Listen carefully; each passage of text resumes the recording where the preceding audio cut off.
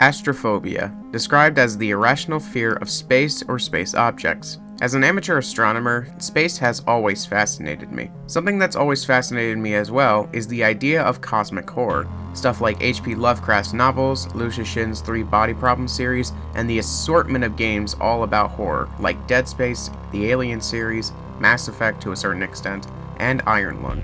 The amount of space indie horror games have been growing as well, but one that I think is especially terrifying is the subject of today's video. Voyager 19 is a video game all about traveling to different star systems in the search of a planet that is just like ours. But along the way you'll encounter horrors the likes of which have never been seen before in human history. And today I wanted to go over why Voyager 19 is one of the scariest games I've ever played. We start off with a few paragraphs of text explaining our goal. The official story is that we're on a mission to find a habitable planet for human colonization. And our second official mission is to find out what happened to a similar craft sent out on a mission like ours. For our first mission, we're given a Voyager 19 spacecraft, which allows us to document what we find. We'll have a camera that allows us to photograph different objects we find, a radio to listen to the sounds of different planets, our main thrusters which allow us to move around, plus our navigation system, and of course our life support. As time goes on, however, we start to lose more and more power, forcing us to choose which systems are vital to keep on at any given moment. The first mission takes us to a solar system that has a white dwarf and a few planets orbiting around it. For the most part, the system is normal, and we go about our documentation without much hassle. Same story with the follow-up mission. Our electronics get a little radiation damage, but that was to be expected. It's when we get to the third system that things start to go off. Firstly, we don't have as much power anymore because of the travel, and thus have to cut power into some systems to be able to find use for others. It's also here where we find what we presume to be the lost craft that we were sent to find as well. So, we make our way over to it.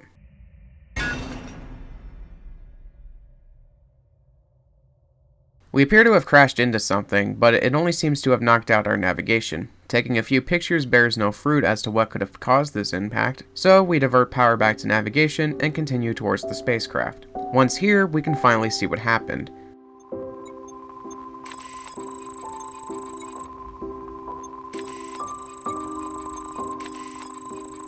The wreckage of the spacecraft meets us, and a sinking feeling begins to stir within us. What happened here?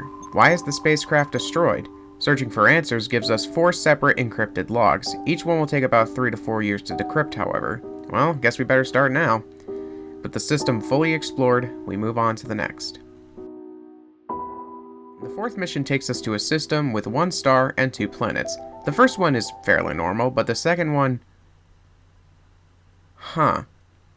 That's not a planet. Or at least it's one that we don't recognize. It looks to be hollow. Turning on the radio doesn't really give us the usual eerie noise that we've grown accustomed to with other planets we explore. In fact, we get something that's even more eerie. Silence.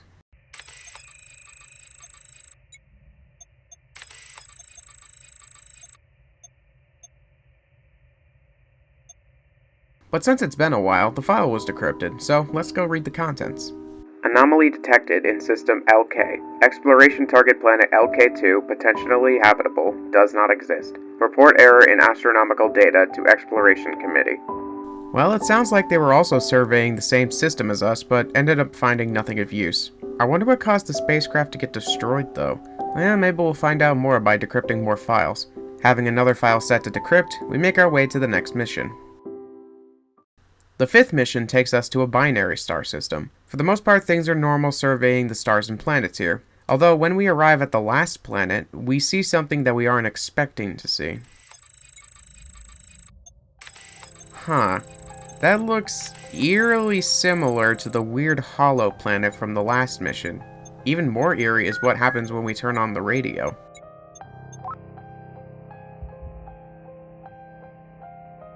Is that a heartbeat? That's not normal. Looking at the file we decrypted doesn't ease the eerie feeling either. Certain physical principles hold true across massive size differences and create illusions of similarity. A cell looks like a star in supernova, our eyes look like a nebula. What if these similarities apply to life at different scales as well? I wonder what that means. Well, no matter. With another file set to decrypt, we make our way to the next mission. Mission number 6 takes us back to a single star system with only 2 planets. The first one is fine and is what we expect by now, but the second one... Wait, is that a moon? Strange, why didn't it appear on our map? Taking another picture...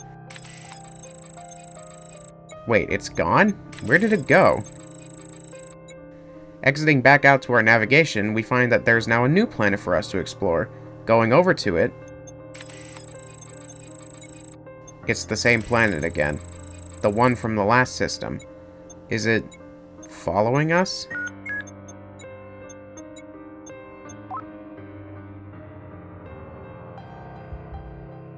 Going to look back at the file we decrypted. These predators may mimic food or sexual partners to lure in their prey. One example is the snapping turtle, whose tongue resembles a worm that it can wriggle around. When the fish attempts to eat it, they will instead be eaten by the turtle.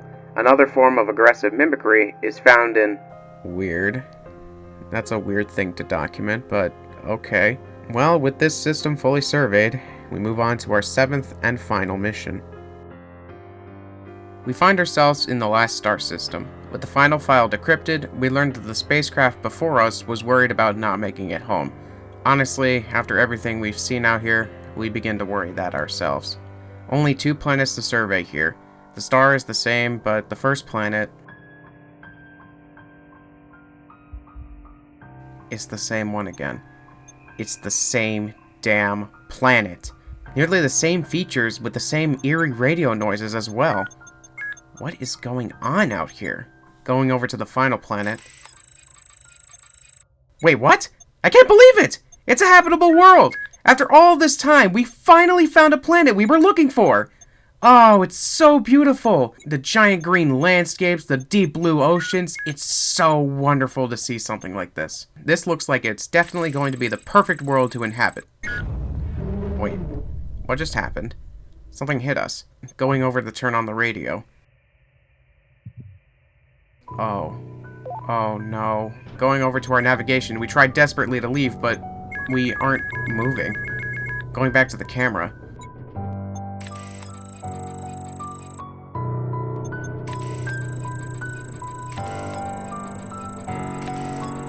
Certain physical principles hold true across massive size differences and create illusions of similarity. A cell looks like a star in supernova, our eyes look like a nebula. What if these similarities apply to life at different scales as well? These predators may mimic food or sexual partners to lure in their prey. One example is the snapping turtle, whose tongue resembles a worm that it can wriggle around. When the fish attempts to eat it, they will instead be eaten by the turtle. Another form of aggressive mimicry is found in... Report. Voyager 19 craft has failed to establish communications. Losses cannot be hidden from the public any longer. Recommend waiting until election cycle is over to announce. Ultimately, we never make it back to Earth. With the creature disguised as a planet consuming us, we are killed out here, with no one knowing of our true fate. I love games like this. The Lovecraftian horror mixed in with the terror of the cosmos is truly a unique experience, and one that I recommend to anybody who is interested in astronomy. Just maybe sit this one out if you have astrophobia, as I don't think this game will help you much. But with that said, that's gonna be it for me for now. Thanks for watching. If you liked what you saw and you want to see more, hit the like button and subscribe. But with that, I'll see you next time, and until then, stay safe and take care.